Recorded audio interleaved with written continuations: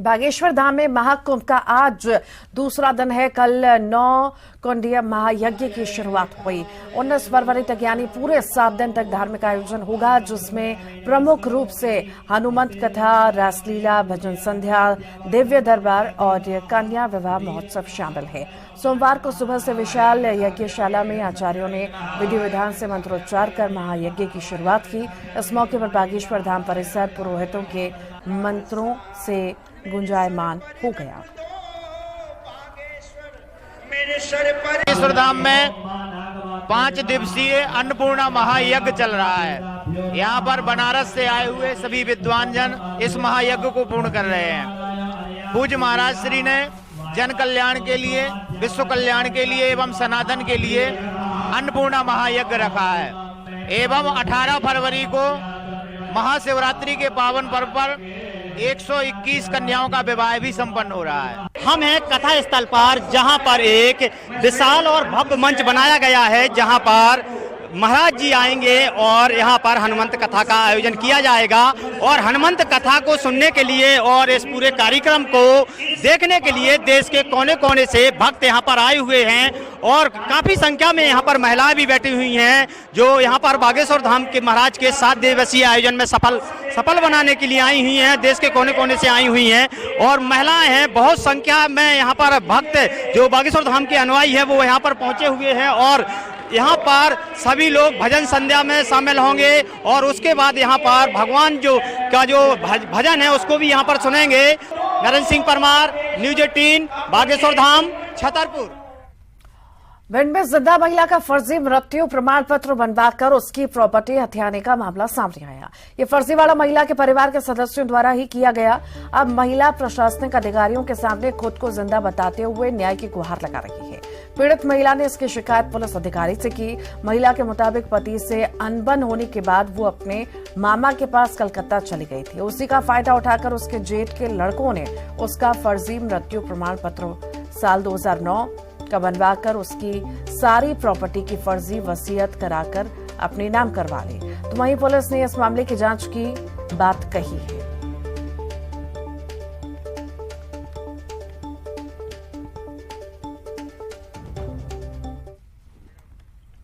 भोपाल से बड़ी खबर की बात करते हैं। एमपी में फिर से ठंड लौटी है। 9 दिन के बाद फिर से 10 डिग्री के नीचे रात का तापमान रहा। दिन के तापमान में भी 1.5 डिग्री की गिरावट दर्ज की गई है। रात का न्यूनतम तापमान 2.6 डिग्री दर्ज किया गया। दिन का अधिकतम तापमान 25.4 डिग्री दर्ज किया गया। पहाड़ों पर हुई बर्फबारी के चलते एक बार फिर से मौसम में ठंडक घुली है।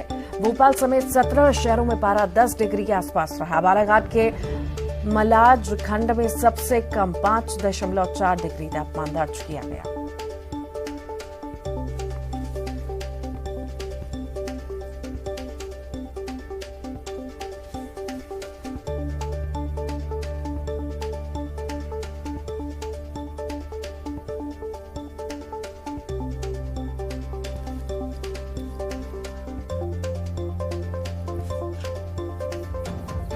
और इसी पर ज्यादा जानकारी के लिए शैलेंद्र भदौरिया हमारे साथ जुड़ गए हैं। शैलेंद्र, एक बार फिर से मध्य प्रदेश में ठंड लौटी है।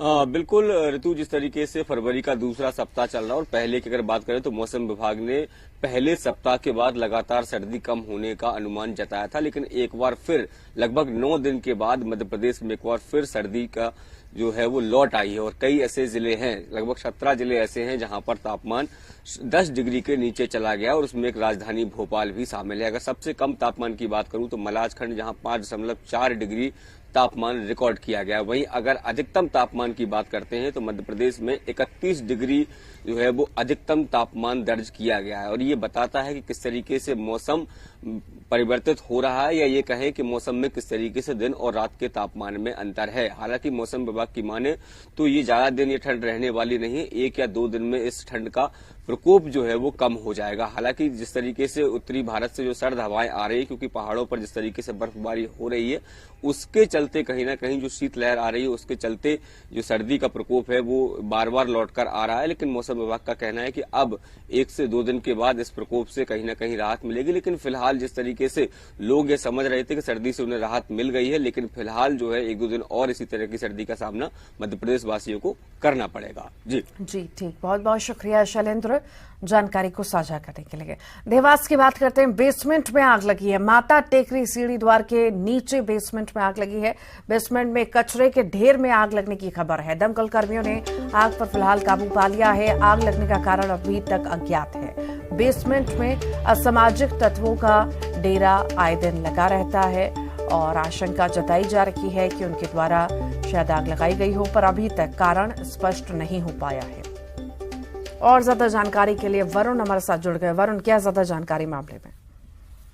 जी बिल्कुल, बता दूं कि देर रात माता टेकरी के सीढ़ी द्वार के बेसमेंट में आग लग गई थी। यहाँ पर आसपास के रहवासियों ने जब धुआं उठता देखा तो तत्काल नगर निगम को इसकी सूचना दी और आग लगने के बेसमेंट में जब पड़े कचरे में जब ढेर में आग लगी थी तो भारी मात्रा में जब धुआं उठ रहा था तो वहां से आग का कारण पता नहीं चल सका।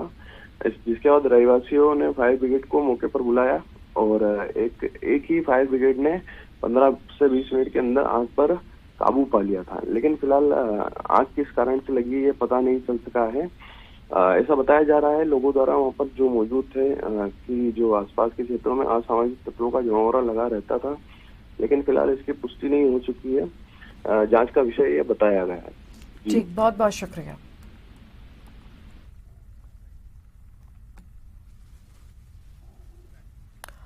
महाकाल मंदिर में शिव नवरात्रि की धूम है। आज शिव नवरात्रि का 5वां दिन है। महाकाल का आज होलकर रूप में श्रृंगार किया जाएगा। महाकाल मंदिर में शिव नवरात्रि के दौरान बाबा महाकाल का अलग अलग रूपों में श्रृंगार किया जाता है। कल छबीना रूप में महाकाल ने भक्तों को दर्शन दिया।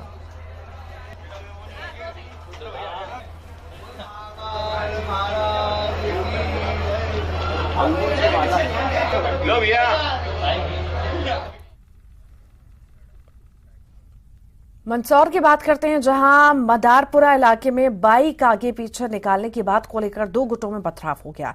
इलाके में बाइक निकालने को लेकर विवाद हुआ, जिसमें शिवम नाम के युवक के साथ कुछ लोगों ने मारपीट की थी। बाद में शिवम के साथ मारपीट करने वाले लोगों ने उसके घर जाकर भी मारपीट की और पथराव किया। घटना की सूचना मिलने पर 2 पक्ष आमने सामने आ गए। दोनों में जमकर पथराव हुआ। सूचना मिलने पर पहले सिटी कोतवाली पुलिस पहुंची। बाद में जब मामला बढ़ा तो वहां पर अतिरिक्त पुलिस बल तैनात किया गया। लोग जब सिटी कोतवाली पहुंचे तो वहां पर भी विवाद हो गया और कुछ लोगों ने थाने में मारपीट की।